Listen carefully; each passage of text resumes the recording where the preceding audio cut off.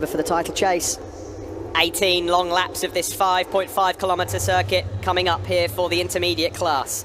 Miguel Oliveira there, starting from the third row. Down to about 5th or 6th place. A great start, as you'd expect from Miguel Oliveira. He's picked up 5 spots from 7th to 2nd. Look who's just behind him there. It's Pecco Bagnaia. Luca Marini leads. Oliveira's in the sky already. Marquez lost another place. Xavi Vierge's picked him off. Marquez now back down in 9th. There is Mattia Pezzini just up behind. Oh, out of the seat there from Luca Marini. Really can't quite pull it off there. Pecco Bagnaia runs wide and up the inside goes on the cutback.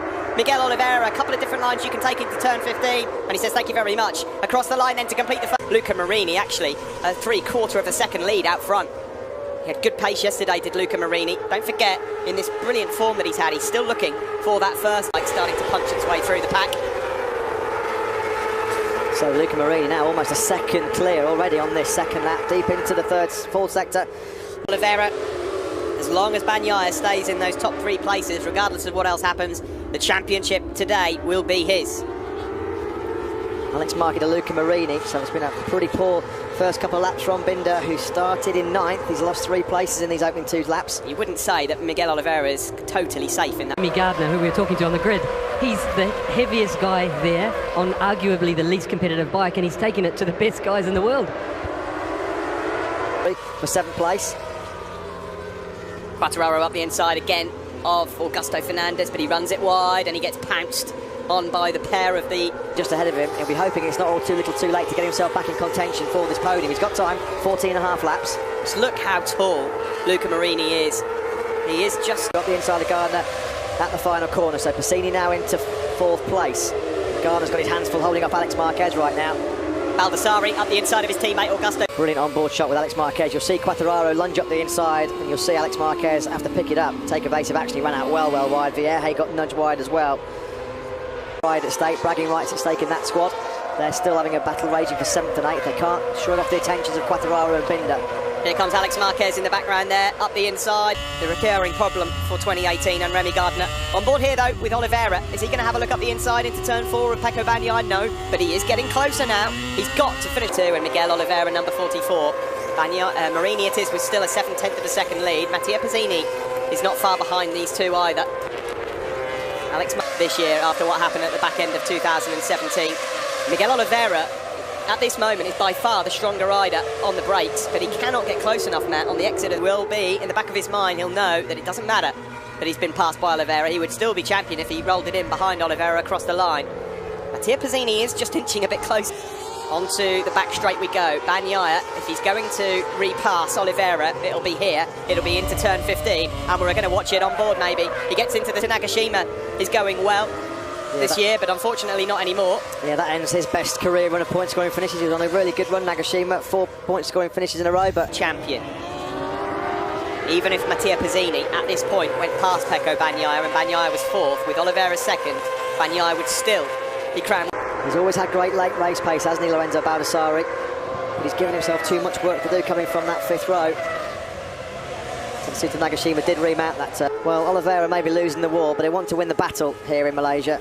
He want to go down fighting. He'd love to take another victory here in Sepang. He did the business here last year, of course. And who knows what's possible? Well, credit to Oliveira because he's keeping his end of the bargain, isn't he? He's doing all he can to make sure that the championship goes to Valencia. It may be all in vain because he needs Pecco. Mattia Pezzini in 4th place is a VR46 Academy rider. If Miguel Oliveira wins this race and Pezzini passes Bagnaia, it goes to the career best 4th last time out in Phillip Island, just 0.8 of a second off the podium behind Xavi Vierge. I think we're about to find out how that one pans out between Bagnaia and Pezzini, because Pezzini is swarming all also with good rhythm. Some pretty choice friends in and around Pecco Bagnaia in this group. There might be a little bit of life left in this motor. He's had 2 crashes in the last 3 races. He wants another podium to finish the season strongly, to try and secure that 4th place in the World Championship as well. Though he is Pecco Bagnaia's flatmate. The Italian looking for his first ever Moto2 victory. It would get interesting, wouldn't it, Steve, if Oliveira could find a way through on Marini, win this race, and Bagnaia does find himself finishing behind this trio, Pezzini, Marquez and Baldassari. Marini was just in a bit hot there into turn 1. That will just give Oliveira some encouragement, because Pecco Bagnaia is being urged on there by Pablo Nieto. He's managed his tyres brilliantly. He may well feel he still have something left for the victory here. Well, is this all part of the game plan? Has he left a lot in store, or is that signal from Pablo Nieto to say, right, down the back straight we go? and into the final corner. Still Marini from Oliveira, Bagnaia and Pizzini. 6 laps to go it will be as they cross the line. Italians, Pizzini and Bagnaia ahead of them. Out of turn 4, Miguel Oliveira is as close now to Luca Marini as he's been all race long. And he's got some good speed into turn 5. He's asking for every single last inch of that front Dunlop tyre. He won't know it at this stage, Pecco Bagnaia, but he can breathe a small sigh of relief because Marquez and cover very, very well. He was under threat there for a while now. Can he get the bike pulled up into turn 1? He can this time. 5 laps to go. No change at the front. Still just a couple of... First 2 sectors, advantage Oliveira. Second 2 sectors, advantage Marini. Oliveira just gets to within 4 or 5 bike lengths at this point. Sorry.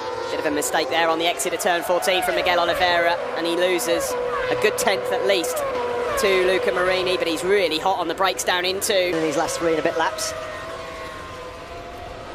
Doesn't look too much wrong with that rear Dunlop slick tyre of Miguel Oliveira's at this moment, but it's definitely being put through it. Believe it or not, did is put like panty liners on the inside of where your forehead is to absorb that so it doesn't run in your eyes and start spitting it on your visor.